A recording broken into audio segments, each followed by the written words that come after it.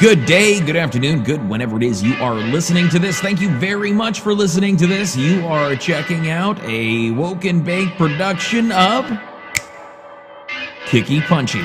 Now, Kicky Punchy is a new podcast featuring myself and my good friend Dave, and we are covering a lot of ground in not exactly combat sports. It's professional wrestling, it's kickboxing, it's boxing, it's MMA, it's all kinds of stuff. And it is Dave and I, and we are going to be talking to referees, we are going to be talking to coaches, we are going to be talking to athletes, and we will be going all over the place with it. All right, folks, and we are kicking it off with our picks for UFC 270, which is going down January 22nd. Now, the main event is flyweight champion Brandon Moreno taking on Davison Figueroa, who is the former flyweight champion. And the main event is the heavyweight title fight between the always scary Francis Ngannou and the equally always scary Cyril Gane. Now, these two are former teammates, so this should be pretty damn interesting. And if you pardon my French, see what I did there? Because they're both kind of French. Well, one of them still is French, and the other one lives in the States. So there you go. One of them I'm picking just because he's from the States, for no other real good reason. But, you know what? Stick around. Listen to us out. Hear us out. If your picks are different than our picks, by all means, let us know. All right, thank you very much for checking out the podcast. This is Kicky Punchy, and I am just plain Bill from Woke and Baked. All right, ladies, gents, and others, here's a little bit of Kicky Punchy. Okay, the card, the day, the time. Now, what site are you on? UFC.com. Okay, fair enough. I like Sherdog. I do too. I just like the UFC one because it lets me know exactly whose fight. If they change it, they try to update that as soon as possible, so I can just see if someone got switched out. All right, let's get it popping. All right, so we are here doing our, sort of a snippet, real quick pick'em for UFC 270, which will be kicking off when? What is the date? Saturday, January 22nd at 4 p.m. Okay, when the main card is supposed to kick off.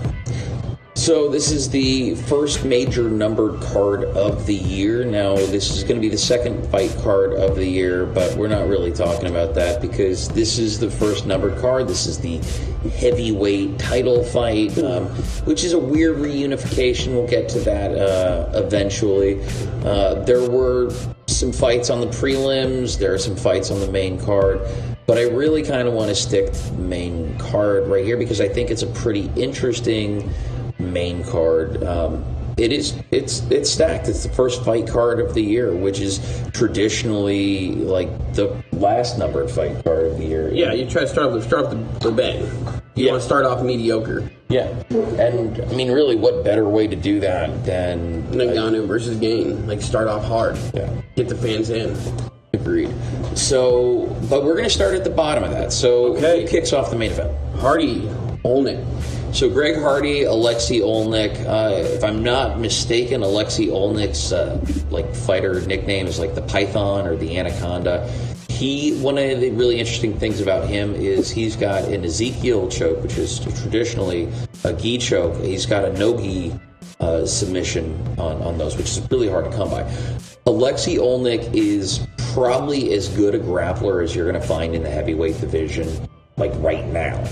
I mean, in the past, you've had guys like Frank Mir, you've had super duper high level, like the Nogueiras, really big guy, jiu-jitsu, and Alexei Olnick is one of those guys. He's a very strong, but he's an older guy, and I think that it shows you how, I don't want to say like not deep the heavyweight division is in the UFC, but he's still absolutely one of the best in the world.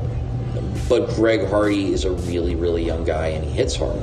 That's looking at their records. That's the impressive part. Alexei 59, 16-1 versus Greg Hardy 7-4-0 with one no contest. So when you're looking at Greg Hardy, one of the things that we've seen in the past with him is his conditioning. Alexei Olnick is probably also, he's 172 years old. So I'm not saying that like his conditioning is great. He's a professional athlete at 40-something years old. But is he going to I guess what I'm saying is both of them I think are going to have to get it done quick. In which case that favors I think Greg Hardy. If he lands the shots, if he gets taken down, gets put on his back, then it's a bad day for him. Absolutely. So you got a dry Greg Hardy and a dry Alexei Olnik, and that's a really big man making himself very small on your joints, on your neck, on your arm. It's easier to get that submission in the first round when you're dry. You can grip it versus when they're all wet and sweaty. You're trying to slip and slide all over them. So it favors both. It's a dangerous situation if you're Greg Hardy on your back, you're probably in a more dangerous position than Alexei Olnik, certainly. I'm excited for this fight. I think that if you like, I don't think it's going to establish anyone as a contender for the heavyweight in the heavyweight division, but it's going to get them in the right direction. It gets you a step closer to your fight with Derek Lewis, which may or may not get you closer to your fight for the title. That's a step I don't want to take. Yeah, no, you shouldn't. It's a dangerous thing. There's going to be a day in probably 2025 when Derek Lewis is the mayor of Houston, and I'm first off, let me say. Texas is growing. People are moving to Texas. People are moving to Austin. They're moving to Houston. And there is a very real chance that in 2025, we will get to say the Honorable Mayor Derek Lewis. And that's an awesome American story. But that's not what the story is in this particular fight.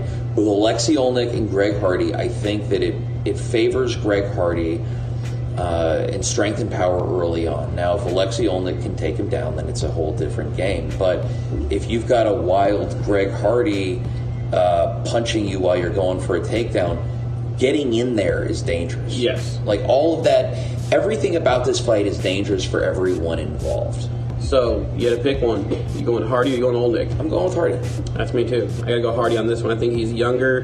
His striking's going to keep Olnik kind of at the distance, and he's going to just flail on him and just make it a very bad day. But don't underestimate Olnik. If he gets a chance to shoot for that takedown and put him on his back, that's when Hardy's got to get back to his feet and get away from him. I think that Hardy, though, he's got a decent ground game, but he's not on the level. Oh, absolutely not. So it's you don't want to go where your opponent excels. You know what I mean? I agree, but I think that Greg Hardy and his camp are going to do their very best to not let the fight get to the place where Alexei Olnik is strongest and Mr. Hardy is the weakest. I think they are going to do their very best to keep it standing, keep it within range, and try and punish Olnik as he comes in. That, I think, is their best case scenario. Want to see it. Would it be good to see a win for Olnik? Yes. But I think that if he loses, he should do submission grappling turns. He should do anything that doesn't require him getting punched in the head by guys like Greg Hardy, who are regularly getting better at punching people in the head. Now, the next fight, a featherweight fight. Mobstar versus Aaliyah. So these are two fighters that we both looked at, and they didn't really stick out to us. I had never heard of one of them, although I'd watched him fight. I watched him fight in the Ryan Hall fight, which the fight itself, getting a knockout over Ryan Hall sounds like a really great thing, but it was the most underwhelming performance of Ryan Hall's career. Both undefeated. One's going to take their first loss. I don't know who they are. I'll go with the guy that knocked out Ryan Hall. I'm going to go with the Mobstar, mainly because he's 15-0. I'm going to shoot for that guy to go on. Is that the guy that punched Ryan Hall? No, that guy's 11-0. Okay. So we got different people picking on that fight card. Yeah. The next fight, the middleweight fight, the Jared Cannonier versus Derek Brunson. I think this establishes who fights the winner of Israel Adesanya, Derek Whittaker 2. Ooh.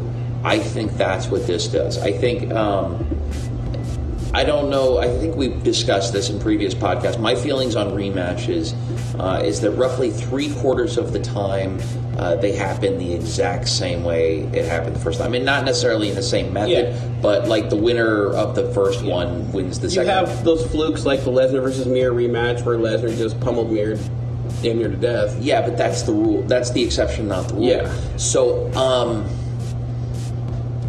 in this fight, if you're Derek Brunson, Jared Cannonier, who you fight is likely going to be the winner of that fight, right? And that could be its own thing. We'll talk about that when it happens. But you're likely to fight the winner of that fight. So, which I'm going to pick first in this one. I'm going Jared. I'm going to go with the American. No, they're both American. Yeah. No, I'm going to go with Jared as... Man, I've been wrong on Derek Brunson almost every time. Yep. But just based on being Alaskan, I'm going to go with Jared Cannonier. Like, absolutely nothing about Derek Brunson. If Jared Cannonier was from Illinois, I would probably go with Derek Brunson. However, he's a tough guy. He's from Alaska. He started at Legacy. We know his very first opponent. Personally. Like, we are friends with his very first opponent. Yep. I have no choice but to go with Jared Cannonier. I like Jared's fighting style. He's not, in my opinion, he doesn't excel super great in anything. He's just well-rounded, and I like that. He will stand and throw hands. He'll go to the ground. He's from Alaska. He's one of those guys that just can grind it out. Fuck it. He is. So Jared Cannonier.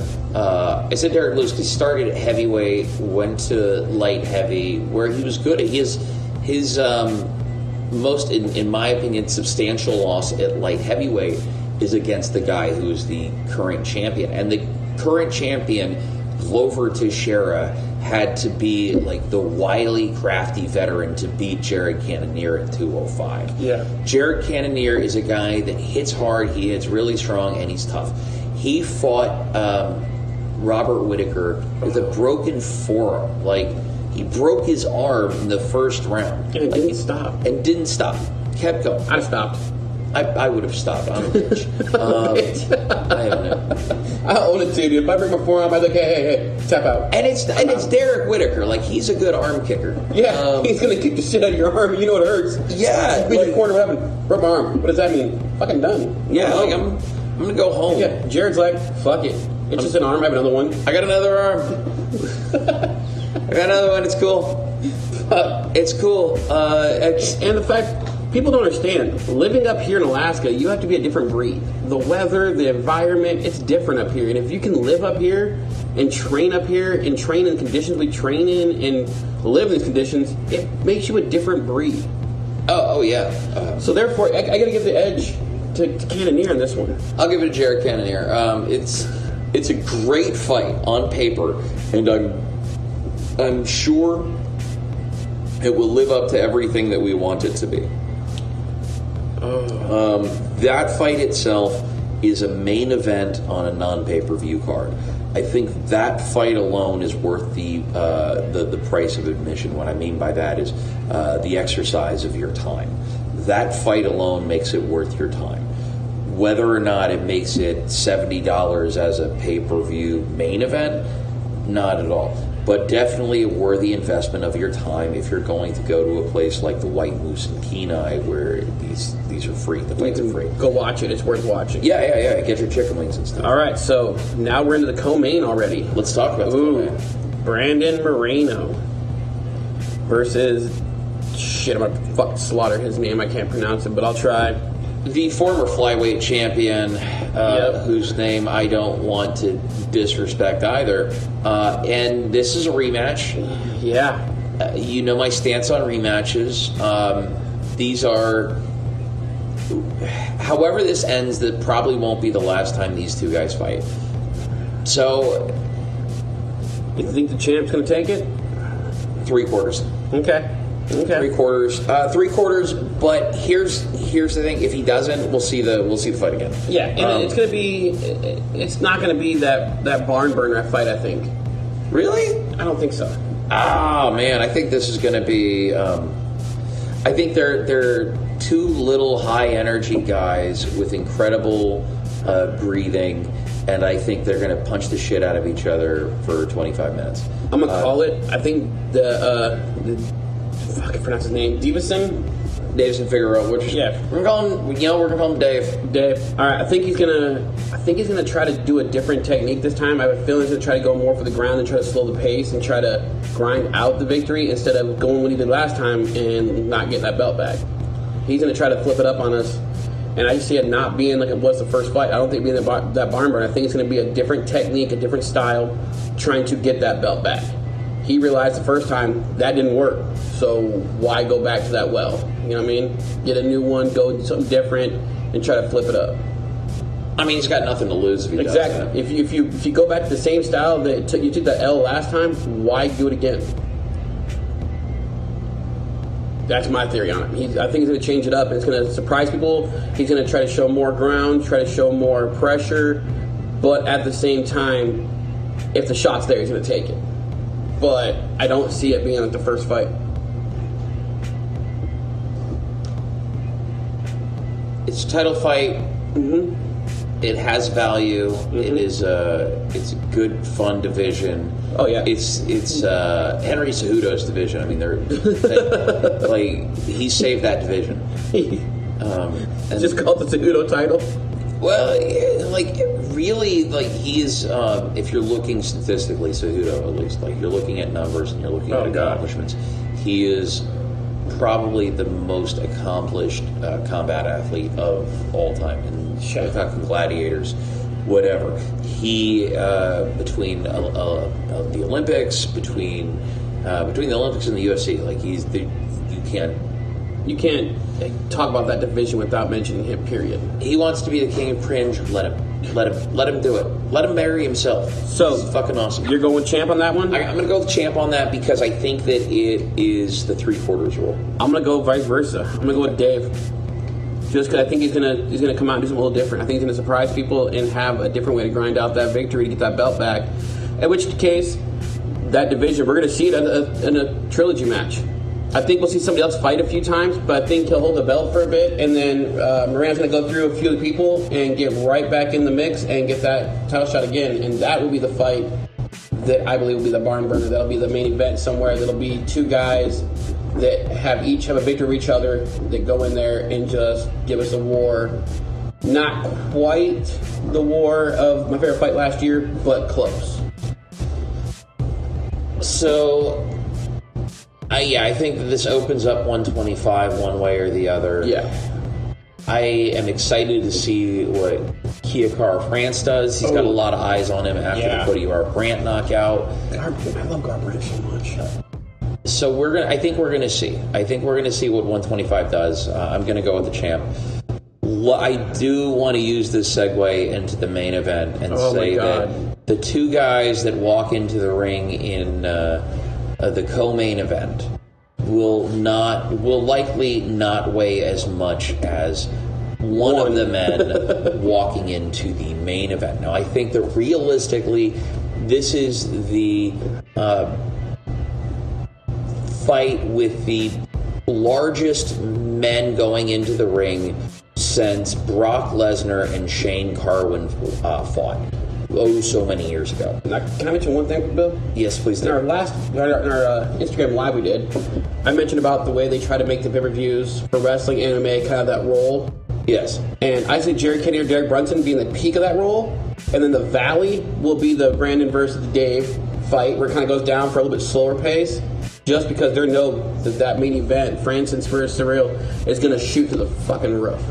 You got to have that fight. And I think that the card writer knew that fight was going to be that different style, because there's no way you can have the Brunson fight, another hyped fight, and then bring out the two biggest beasts in the heavyweight division right now and have them not have the crowd not have that relaxed moment. I'm worried about this fight for the same reason that but we certainly saw in Francis Ngannou and Derek Lewis. I think they're both, like, Francis Ngannou has shown that he's capable of having a boring fight. Whether or not he has a boring fight against Cyril Gane will be something else. But I think that this fight itself, I don't know, man. The unification title fight, I think they're both going to come out there, and we're going to see someone's soul will leave their body for moments during that fight. I can see somebody definitely getting woodlied. You know what I mean? I don't. I don't. I see someone getting slapped. I see it likely to be boring as fuck. Like, and let me explain why. And I could be 100%. We both could. Wrong. I think I'm probably batting 3/4 on conspiracy theories here. Oh, definitely. So I will go ahead and say that it will probably be a boring decision fight, and the reason is because this is the last fight on Francis Ngannou's contract. He doesn't want to go out on an L. I mean, ideally he'd like to go out on a W, but if he wins, he's going to renew his contract. I think if he wins, he does a boxing match before he renews a contract. Ooh. If he's like, I don't want the belt, I've already got it. I've just signed a $20 million fight to fight Tyson Fury. Ooh. You know, what are you going to offer me, Dana, that compares to that? Daddy Dana ain't going to offer you. Daddy Dana is not going to do. No, he's not. And I'm willing to bet that. Because everybody seems to fucking love Francis. Francis probably has a great attorney, and so $20 million is the starting line. He's probably looking at $100 million to fight Tyson Fury. And for Francis Ngannou to come from Cameroon from shoveling dirt to the heavyweight champion in the world, ultimately that's what I want. I think that Francis Ngannou is either going to knock out Cyril Gane, or it will be a very boring match. Remember, these guys they come from the same camp originally. You know, so when Francis Ngannou was prepping to fight Stipe Miocic, these are the guys that prepped him to fight Stipe Miocic. Like, he knows these guys. These are his guys. They've tried to do the professional wrestling promotion where you saw the video of Francis Ngannou just like coolly walking by Cyril Gane and his teammates. Like that felt staged. That's some shit you probably see. They're hanging out backstage, but that shit the energy felt off. Like, there wasn't any real negative energy from that. From what I understood, when he left the camp, it wasn't a spiteful leaving the camp. You know what I mean? Yeah, he's like going to. Yeah, I'm gonna go over Vegas. here. You guys, I'm gonna move over here. Go with this team. No hard feelings. I don't see there any bad blood between the two of them. But the fact that one holds the interim belt, which we've discussed, doesn't need to be a thing, versus the champ. It's going to be a fight for Ngannou. It's going to be to prove he made the right move. And in Cyril Gane, it's going to be the fact of you left this team for that team, and now here's your punishment. But it's not a spike. There's no bad blood. There's no, like, I hate you and your children. It's going to be like, hey, man, shit happens. Yeah. I think it's going to be the coach is trying. I guarantee you, Cyril's coach is telling him, knock this motherfucker out. Make our camp look better. And then Ngannou's coach, prove to them you came to a better camp. Knock his ass out. Make us look better. And the coaches are saying that, but the guys are like, you know, when you're on a team, those are your friends, those are your family, it's your friends. But when once that bell rings, the guy across that cage ain't your friend. The guy across the cage is planning on putting his fist in your face. You gotta do the same to him first. The punchy kicky. Punchy kicky. You gotta punch and kick and not get your ass beat. I'm excited. I'm excited for the main event, but I really do believe it's going to be more boring than we think it's going to be. And just so we're clear, like, my feelings on interims right now is that just in the heavyweight division, this one didn't need to exist. Francis Ngannou had won his belt, and they had an interim title fight within 3 months. Yeah, he wasn't out for a year. He wasn't out for 2 years. It was like, why was that belt needed? It wasn't. It was not needed. It was a money grab. Well, I think it was a money grab, and I think it was kind of a slap in the face to Francis. I think that they expected him to fight as often as a champion as he did before he was champion. But once you get that belt and you've proven you're the baddest motherfucker, you have that chance to sit back and go, you know what? I'm gonna take a little break. I'm gonna fight who I need to fight, but at the same time, I don't need to fight every person that decides to raise their hand today. I just imagine Francis Ngannou drinking a mojito and his gigantic hands looking like a shot glass. Yeah, I believe as a champion, you don't get the right to pick who you fight, but you can tell the promoter, Daddy Dane, whoever you want, hey, listen, I've been fighting every few months. I want to take a little time with my family. I've hit the pinnacle. I've got that belt. Give me a bit to actually enjoy it. They'll come back and beat the shit out of somebody for you. Dana White was like, fuck it, interim champ. Why? The champ wasn't out injured for 3 years. It was a guy who decided to take a few months off to kind of take a break. He won the belt. He wanted to sit back, enjoy his time with his family, enjoy his time as champ. It was bullshit. And you're right. I think Dana White did kind of just slap him in the face with that interim belt. I hope it's a very, very decisive win for Francis Ngannou. I really do. And I hope that he gets his $100 million fight with Tyson Fury. But that $100 million fight with Tyson Fury probably will not happen while he is under contract with Dana White. Conor McGregor seems to be the outlier. I think that Conor McGregor, I believe, got as big as he was because of his fucking mouth. So the conspiracy theory on that is that he made his butthole really available. Don't doubt it. Yeah. So don't doubt it at all. But he likes to run his mouth and get the crowd behind him. Which, hey, like Danny White was saying, UFC is made to build yourself and build a brand, not to be a career. And you have fighters going there. Conor McGregor's an example of that. He came in literally on state assistance, trying to get by.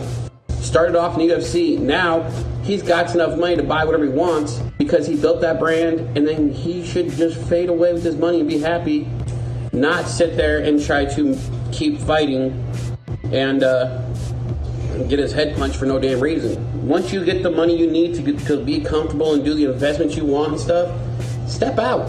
Don't get Kicky Punchy in the face just because your pride is there. Take your pride aside and keep your face. I don't know, Conor McGregor and the Conor McGregor effect is a conversation for another time. So, who are you going with? Final pick. I'm gonna go with. Fuck. Gotta lock it in. Ngannou. All right, Ngannou. I gotta lock it in. I hope he has that heavy right. Just gets to make a happy home. I don't wish harm on either of these people, but at the same time, I want to see somebody wake up and realize that fight was not their fight.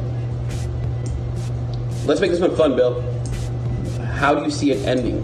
What round and what way? Do you see it going to judges? Do you see it a knockout? Do you see it a submission? How do you see it ending? I mean, one of two ways, right? Either a decision win for Cyril Gane, because there's no way that a champion fighting out his contract in the UFC is going to win a decision. They're not going to put themselves in that kind of position, regardless of how close the fight might be. But I do think that if Cyril or Francis Ngannou make the statement early, then it goes to Francis Ngannou. Now, you have to remember Cyril Gane has a lot of the very same tools. Mm-hmm. But we know that Cyril Gane's kickboxing is probably way better than Francis Ngannou's. But given the fact that Francis Ngannou has been at Extreme Couture working on his wrestling, working on his grappling, working on his full game, I think that his wrestling will be enough to get him into a position where the tools are taken away. All right, certain tools are taken away. Ultimately, you want to land the hardest punch first, and I think that like Jared Rosenstrike is a pretty accomplished kickboxer as well, and Francis just got through that. he's got these fucking sledgehammers that just, if they touch you, you die for a couple of seconds. And he just needs that. He needs the blitz. And if you are Cyril Gane and you're backing away from Francis Ngannou, who is blitzing you, you can either go left or you can go right, or you're going to keep going back and you're going to hit the cage. And if you're going to go left, well, he's going to hit you. If you go right, he's going to hit you. If you keep going back, holy shit, he's going to hit you.